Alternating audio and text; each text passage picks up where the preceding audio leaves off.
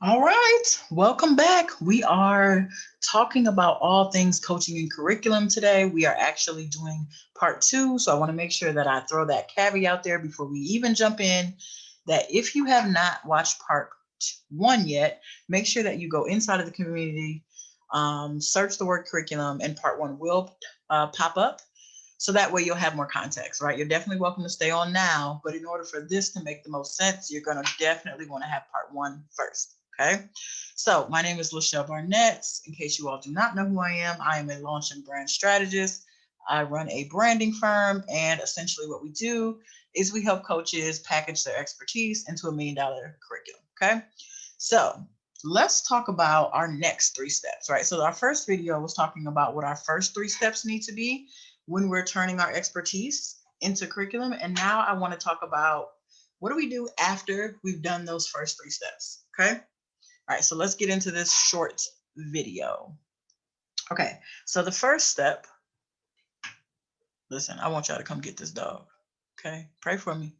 Pray for me. Oh, I forgot my question. Okay. That reminded me because our last question was about pets. And this question is around ice cream. Okay, so I would love to know, what is your favorite ice cream? Here's one of the things that we are considering doing inside of our community is just giving away. We already give away things, but giving away like gift cards to different places. So ice cream is one of those things, and I'm like, listen, who lives without ice cream? Like, what do people do if they don't have ice cream? So I want you to hashtag whatever your favorite ice cream is. So mine is butter pecan. Okay, that's like the black staple of ice creams. But I want to know, what is your favorite ice cream? And if you're not an ice cream person, okay, I don't know what you're doing with your life, but if you happen to be a no ice cream person, then just hashtag for me no ice cream. Okay. All right. So I'm looking forward to connecting with all the people who say butter pecan, because those are my real people. I don't know about the rest of y'all. The rest of y'all are highly questionable. So number one. Okay. So the first thing that we want to look at after we've done those initial steps is around teaching. Okay. So when we talk about teaching, what we're predominantly talking, there are lots of things that we could be talking about, but we want to keep this simple, is creating your lesson plans. Okay. And really, what we're talking about more than anything else is you understanding the best way to teach, right? Because what I have found in the coaching industry is that just because you're a great coach doesn't make you a great teacher, right? Like, coaching has an element of teaching, but coaching by itself is not teaching, right? So I've had coaches who are good at what they do, meaning they have, they make a lot of money in their business. They have the potential to show you how to do that.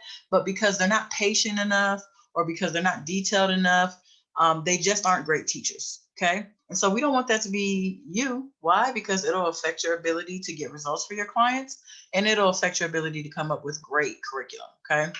So the first thing that we're doing is understanding we need to create some lesson plans, and right, and they don't necessarily need to be super deep lesson plans, but you do need to understand how to teach. So for example, when you're teaching something, we don't just jump straight into the conversation, right? We don't just jump into our first two or three teaching points, right?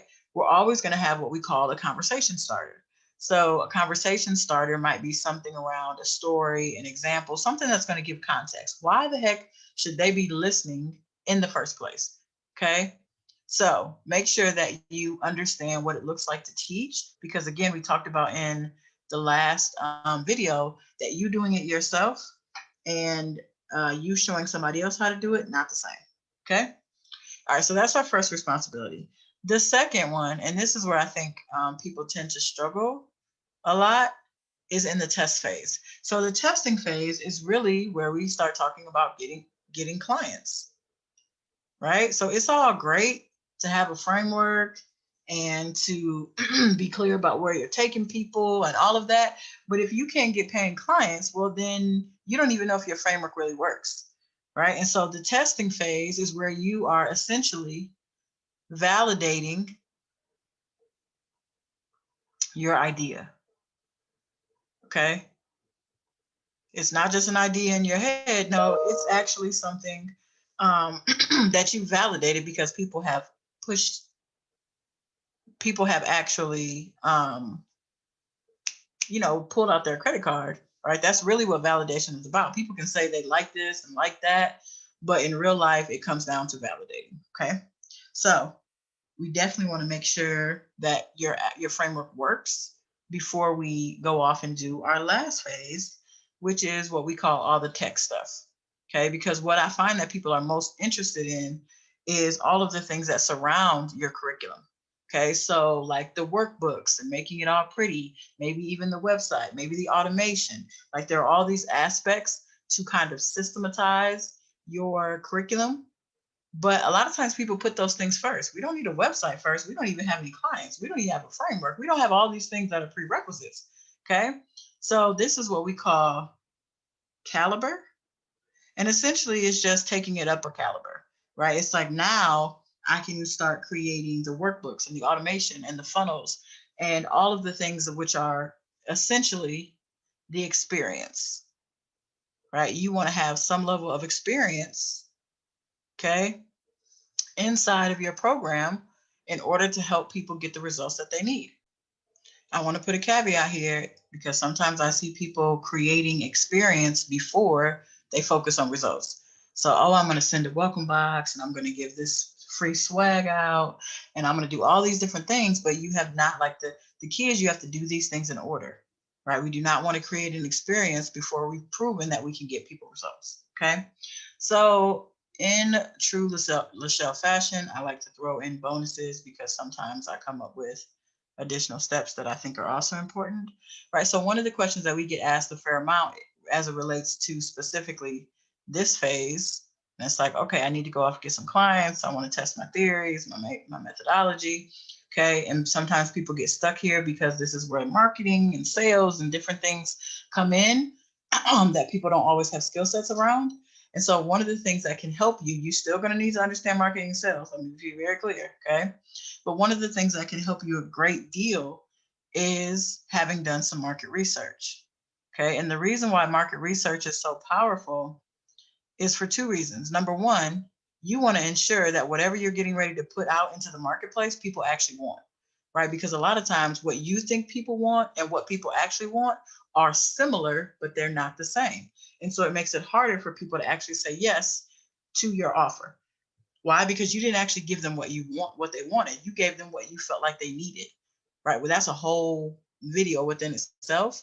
But this is one of the things that we talk a lot about in our program, the Black Coaches Institute, is that if you want to ensure, and I use ensure lightly because there is no 100% certainty ever, okay? But if you want to help ensure that whatever you put out into the marketplace, whatever you launch actually works and you are actually able to be profitable, well, you need to be talking to your market, right? Because you as the expert are typically focused on what people need and people buy what it is that they want. Okay, so that's one way that you can help ensure that your launch of this new offer actually goes well because you've already talked to your market and what it is that they want. They've told you. Okay, now there's a key way to do market research. So, we won't go into all of that within this particular video, but just understand that helps you put something out into the marketplace that is more likely to get yeses. Okay, that's the key. It's more likely to get yeses, right? You're getting the messaging directly from your clients, right? And messaging is a big part of marketing. And that's part of what you get when you do market research. It isn't just about understanding what your client wants. That's part of it, right? But there's all these benefits to market research. So the other thing is the way we teach market research is that those same people that you talk to, and they go from they end up being prospects, right? The people who were interested many times will turn into clients. Okay, because that's how we teach our people how to do market research. So it serves all of these purposes, and it just helps you ensure that when you go to validate your idea, you can get the 5 to 10 people that you need to walk through your framework, and you can then make tweaks and adjustments and all of that, right? We're happy to help you if you feel like you need it. Otherwise, just drop your questions below, right? Happy to support you. You all have a great evening.